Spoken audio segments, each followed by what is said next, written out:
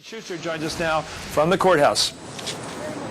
Well, David, Chris, the testimony that came out today at the very end was simply the beginning of the prosecution effort to show that Scooter Libby learned about the Wilsons from government officials, not from reporters. And so the first witness was an undersecretary of state who said that he told Scooter Libby early on. But, Chris, the headline out of today, there are two of them. First of all, that Vice President Cheney, according to prosecutors, they are saying the evidence is going to show that Vice President Cheney was much more intimately involved in the actions that eventually led to this entire effort than had previously been known. And secondly, that Scooter Libby's team is blaming Karl Rove, suggesting that this was all an effort by the White House to protect Rove, to essentially throw Scooter Libby under the bus, make him the sacrificial lamb in order to protect Rove. First of all, on Vice President Cheney, we learned today, according to prosecutors, they said the evidence will show that Vice President Cheney was the first person to tell Scooter Libby that Valerie Wilson, the wife of critic Joe Wilson, that she was undercover at the CIA. Then prosecutors said the evidence will show that Vice President Cheney actually wrote out a script for Scooter Libby telling him what he should say to a reporter in a conversation that followed where the reporter took it as confirmation that Valerie Wilson worked at the CIA. Then there was testimony.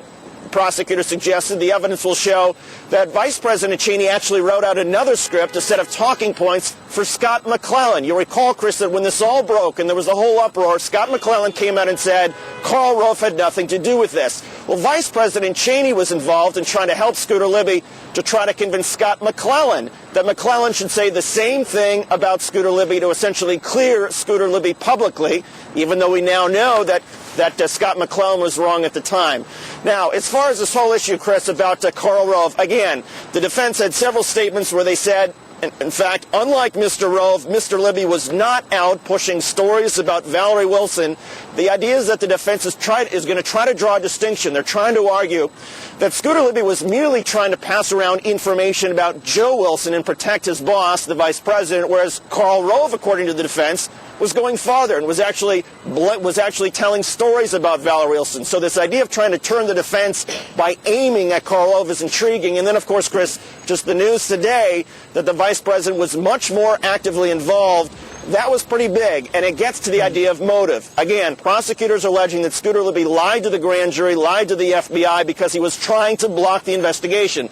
Well, why would he want to try to block the investigation? Prosecutors are suggesting it was because he was embarrassed at the level of the involvement of the vice president and himself. Politically, that would be a problem, and so, according to prosecutors, Scooter Libby obstructed the case, lied to investigators in order to thwart the overall look at the CIA leak.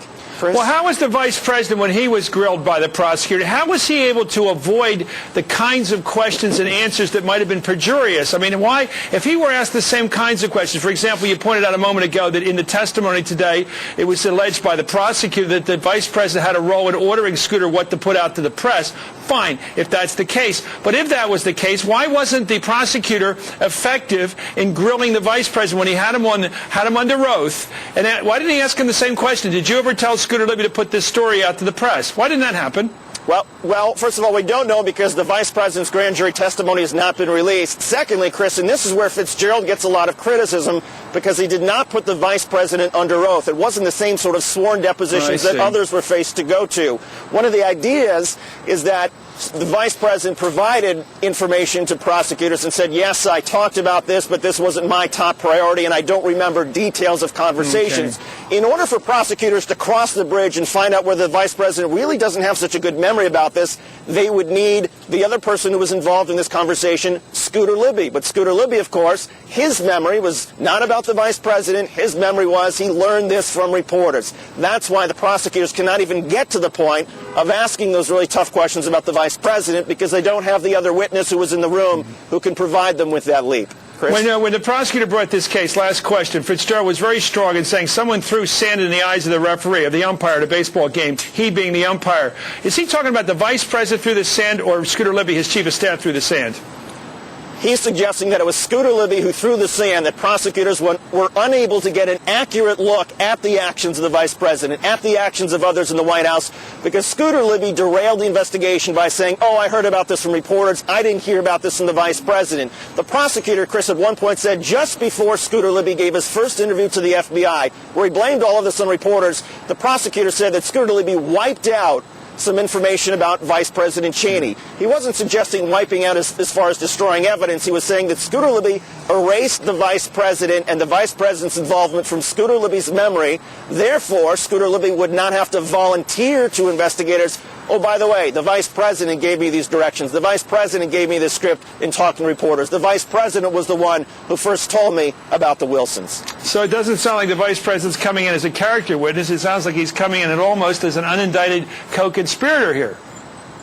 I think that's right. And, Chris, one thing that we're looking for now, there's every indication, prosecutors have told the prospective jurors they're going to be very tough on the cross-examination of Vice President Cheney, and I think you can expect it to be very tough, Chris, if the Vice President gets in and says, you know, I had other things in my mind I don't really remember. Boy, this is getting hot. Thank you very much, David Shuster from the courthouse. We're joined right now by